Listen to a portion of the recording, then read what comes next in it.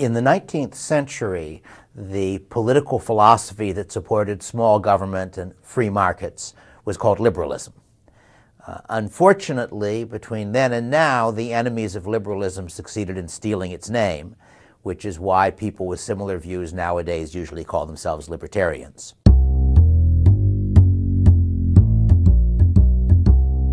The classical liberal, the 19th century liberal position was that the function of government was to do a few things that couldn't be done by individuals on the private market by voluntary association.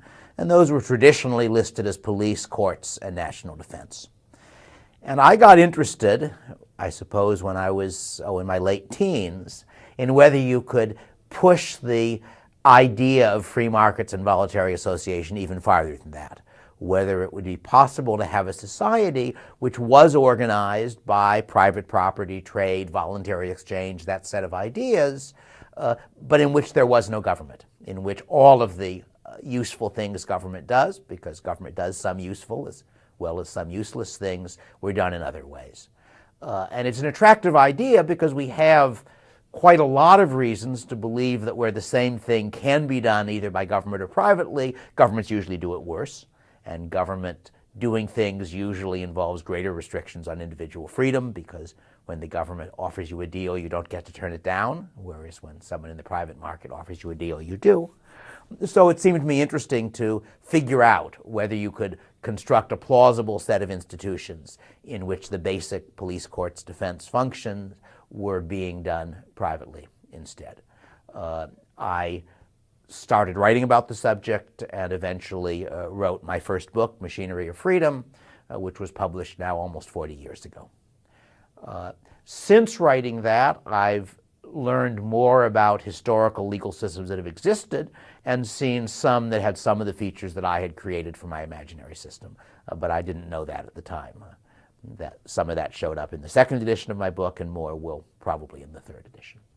So how could you have a society in which the fundamental functions were produced privately rather than by government? And let me start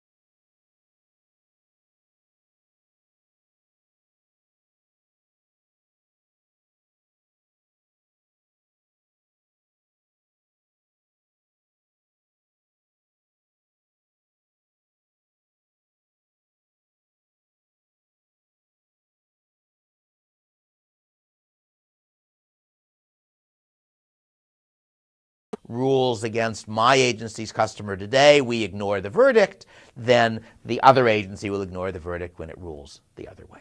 So we now have a contractual network. We now have a world where every private every individual is the customer of a private rights enforcement agency, and every pair of private rights enforcement agencies are customers of a private court, which I refer to as an arbitration agency. And that then raises some interesting questions. And the first question, I think maybe the most important one, is what kind of law will we get? And it's worth noticing that one of the features of this system is that the law is not the same for everybody. The law between me and you is a function of the arbitration agency that our rights enforcement agencies have chosen.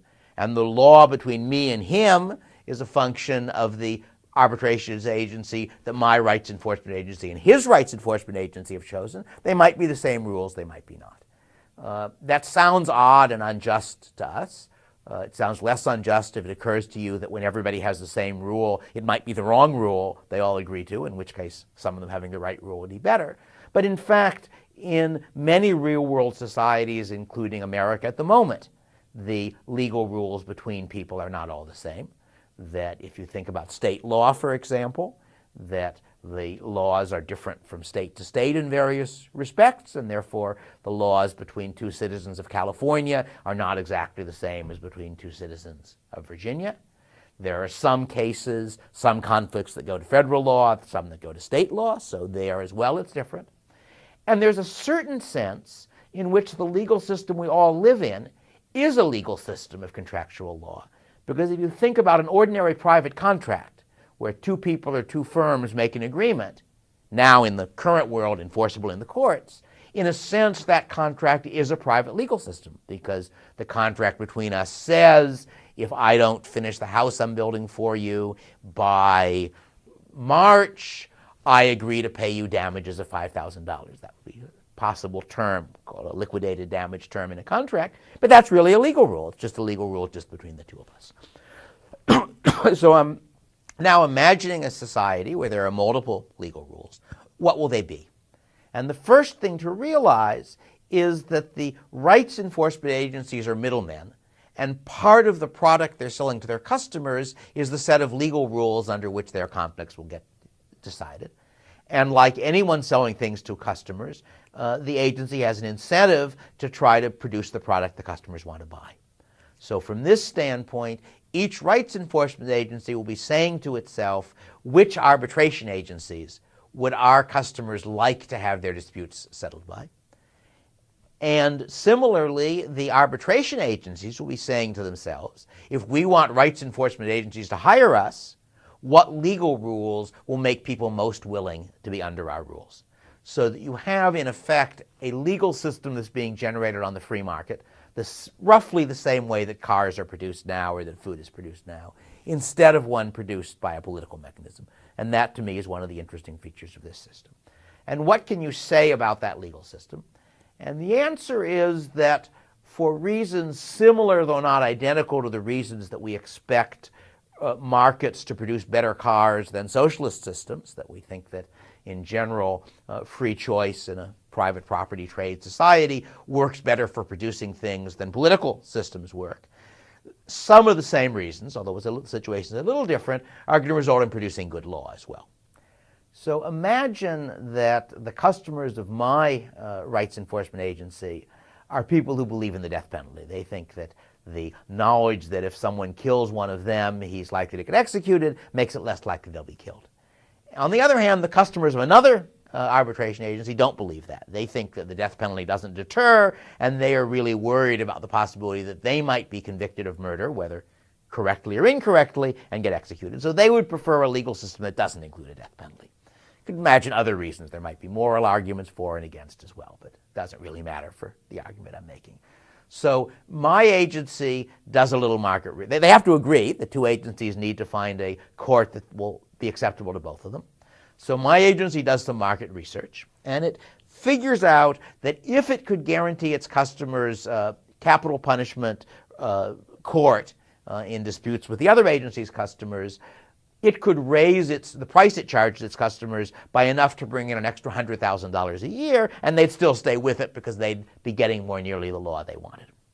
And the Anti-Capital Punishment Agency does some similar market research, and they conclude that if they could guarantee safety from capital punishment, if they could guarantee that in the disputes it would go to a non-capital punishment court, they could charge an extra $200,000 a year. Well, in that case, the obvious solution for both of them is that they agree on a non-capital punishment court, and the Anti-Capital Punishment Agency either pays off the pro-capital punishment agency enough to make it agree to that, or agrees on some other legal issue to accept their view. So that you should imagine the agency is in effect bargaining to whatever set of legal rules, whatever court maximizes the summed benefit to the customers of the two agencies. Now, if there are any economists listening to this, they'll realize that I've oversimplified in a number of important ways. And if they are sufficiently curious, I think Cato has, hopefully by now, up a recording of a talk I gave on the market for law where I went into some of the finer points on this. Or if you go to my web page, you can find one of the things there that discusses it. But for at least a first approximation, I think it's fair to say that what I've described as a market where it's in the interest of the private courts to try to design an optimal legal system, a set of legal rules people want to live under, and it's in the interest of the rights enforcement agencies to then agree on those optimal rules. Now, of course, the optimal rules may not be the same for everybody. You could imagine a world where there are some people who are in very dry parts of the country where you need detailed legal rules on water rights. There are other people in much more favored parts of the country where elaborate rules about who can draw water out of a river when make no sense, so you might end up with more than one legal system. But each of those legal systems would be more or less tailored by design to serve the welfare of the people who are its customers, so to speak. Now, you might answer, wait a minute, this is no improvement of what we now have, because after all, our legal system at present is made by the legislature. Actually, some of it's made by judges, but a lot of it is made by the legislature. Congressmen want to get reelected. So therefore, congressmen have got to try to vote for the laws that people like. So how is this market system any better? And there are a number of answers. And the first answer is what economists call rational ignorance. That you as an individual voter, in order to control your congressman, in order to make it in his interest to vote for the laws that benefit you, you require two pieces of information. You have to know what laws are in your interest, and you have to know what your congressman is doing. You have no reason to know either of those things in the present system, because if you do a little mental arithmetic, you work out that the chance that your vote will determine who wins the next congressional election is maybe 1 in 10,000 or 1 in 100,000. The chance that your vote will determine who wins the next presidential election is maybe 1 in a million, 1 in 10 million, somewhere around that.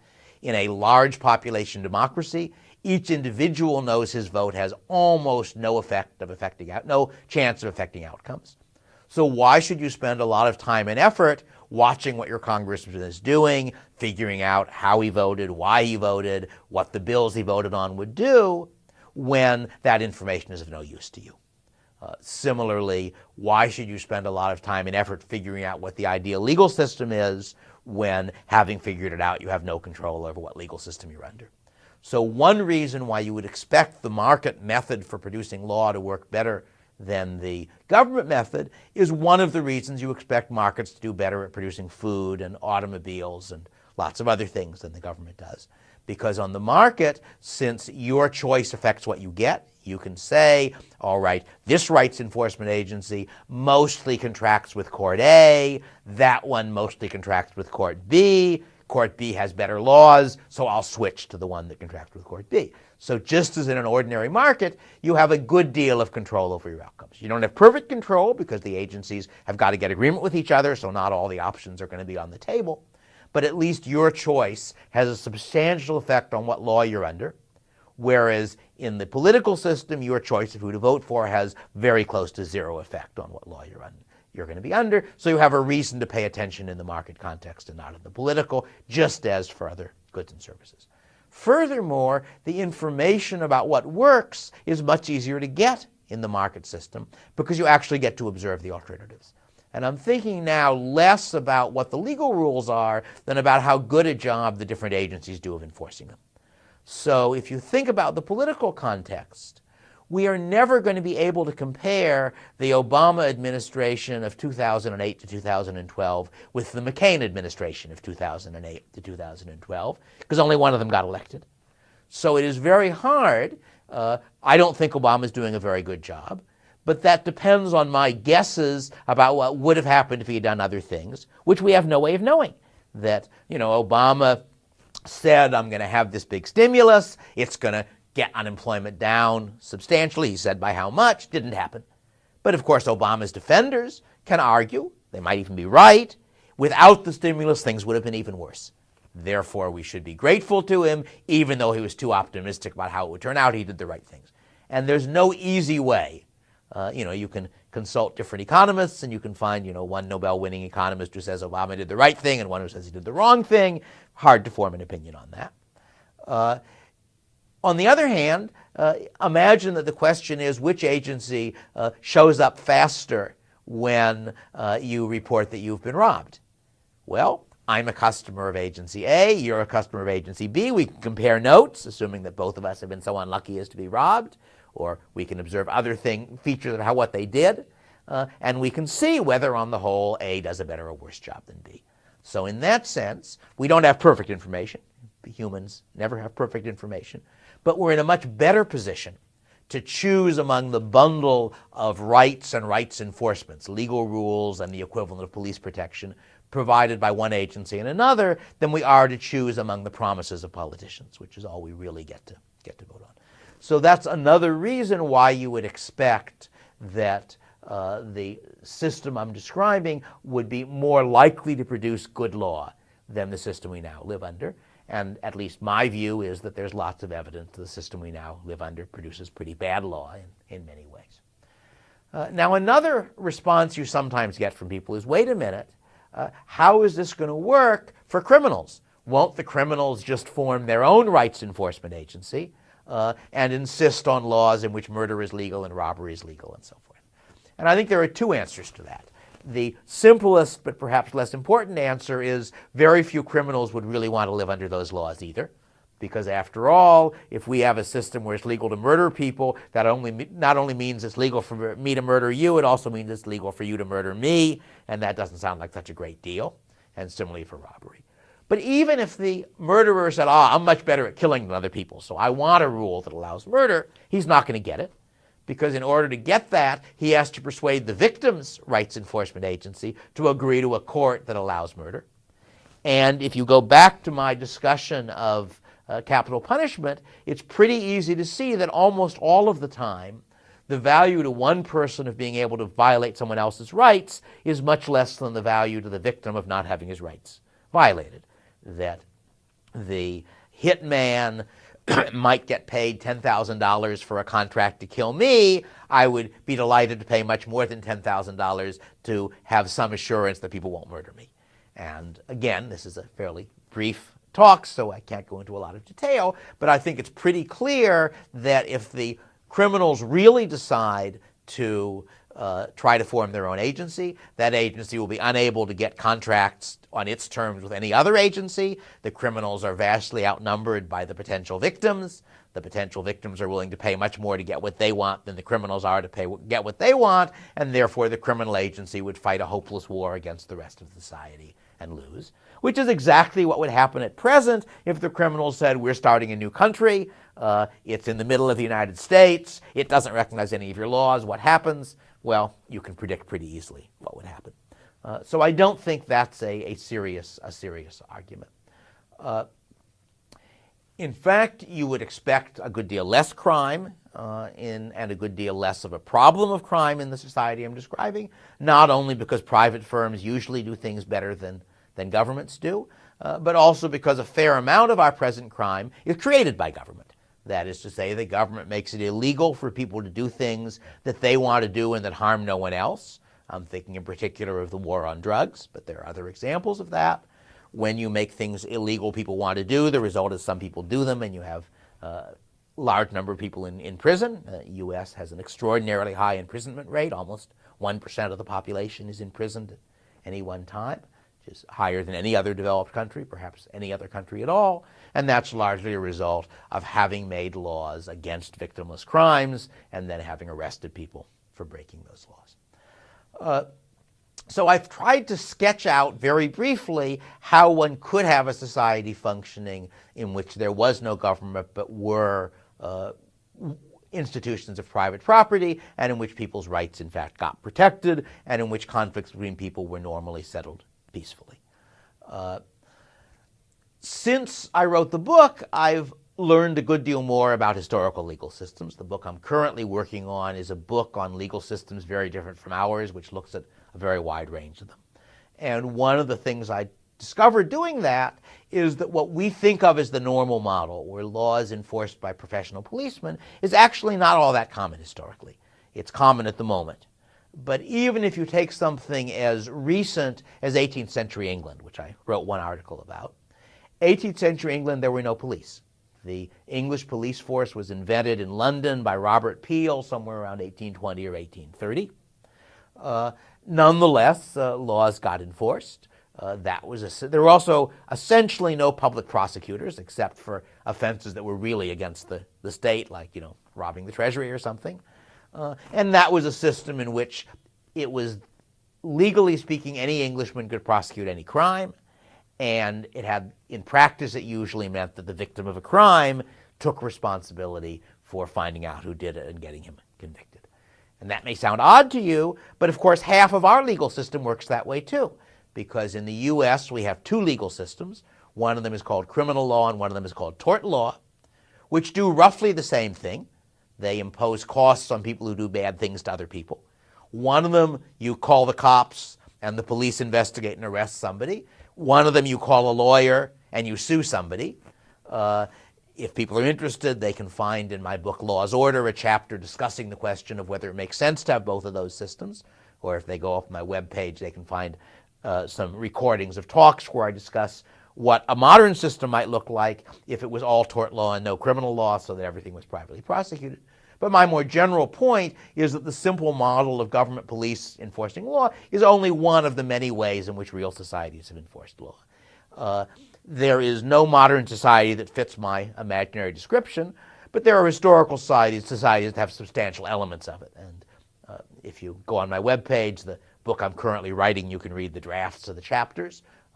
It's not all about that. The book is not really on that subject. The purpose of the book is to try to learn more about the ways that legal systems can work, but some of the legal systems are actually ones in which the enforcement of rights is done in some more or less private and decentralized mechanism rather than by having a government that makes and enforces law. I've neglected so far the third of the standard functions of government as imagined by people who don't like very much government, and that's national defense, where national defense really means defending against foreign nations that might want to conquer you. And national defense is a problem for my system, and for all systems, but in particular for my system, because it's what economists call a public good.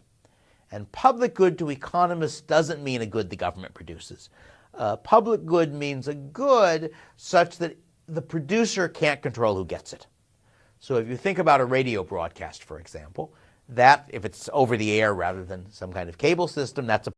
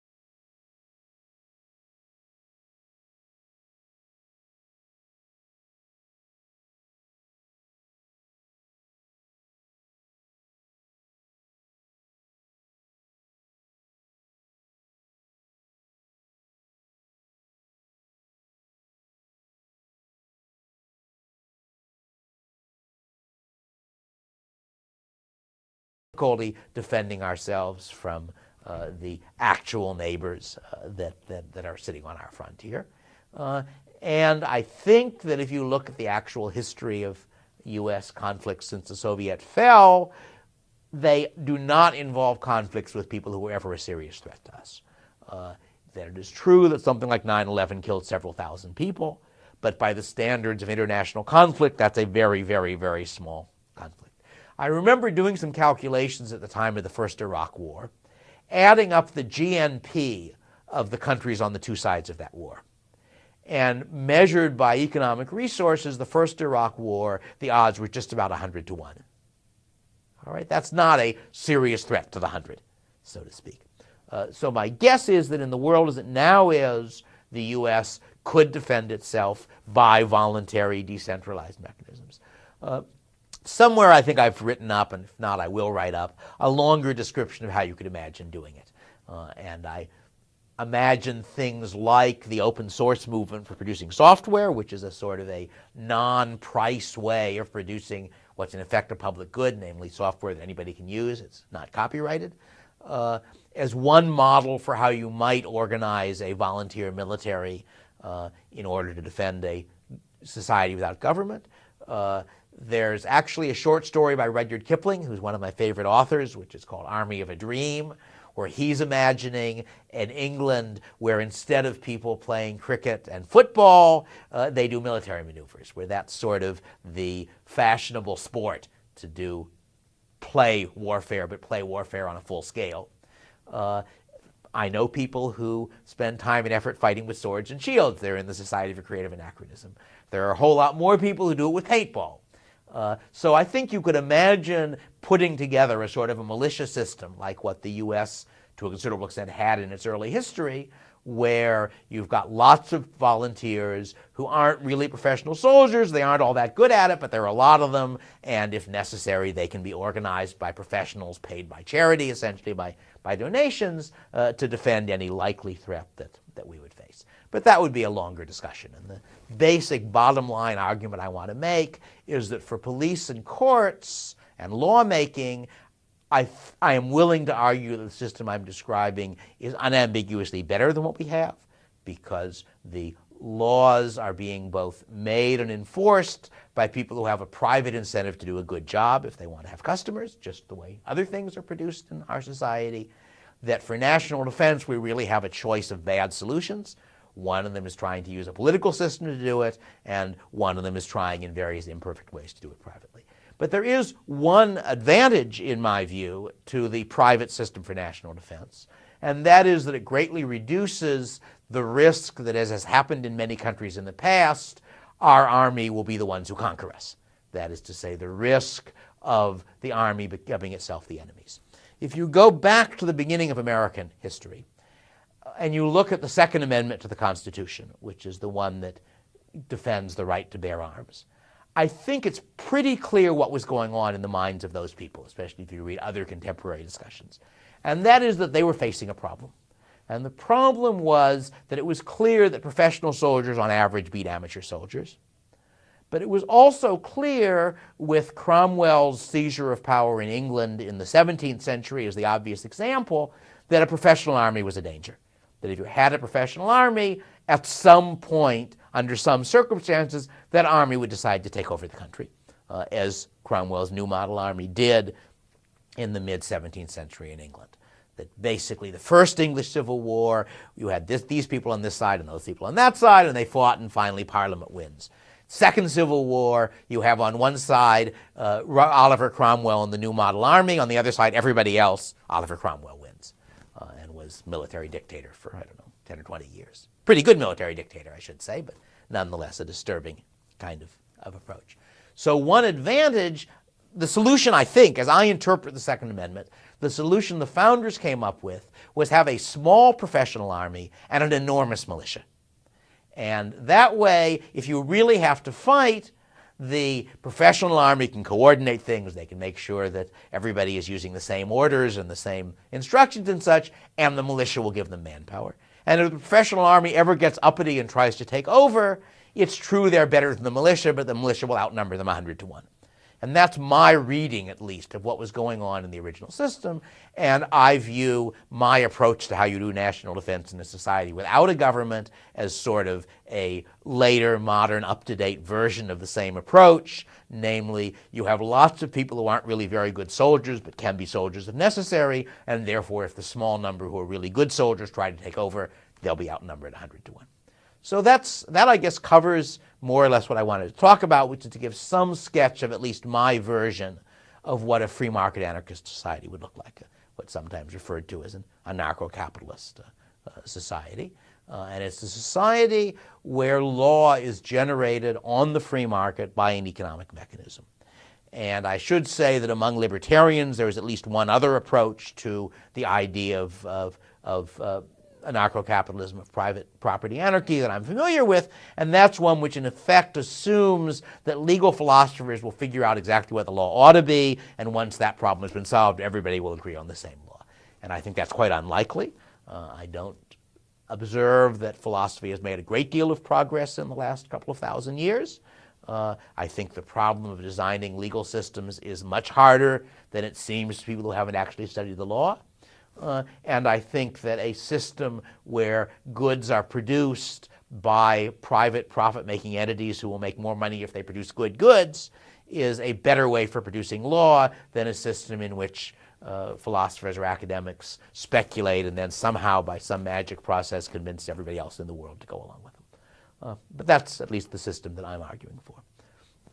I think that's what I wanted to say. If people have any questions, you can find my email on my website. My website is www.daviddfriedman.com. It currently has a PDF of all of my first book, second edition, if you want to download it and read it. It has, in various forms, several of my other books. I try to make books available online when my publishers will let me, because I write books mainly to have them read, not mainly as a source of income. And you can find lots of stuff I've written at various times on the webpage. And you can also find recordings of many talks that I've given on various subjects. Thank you.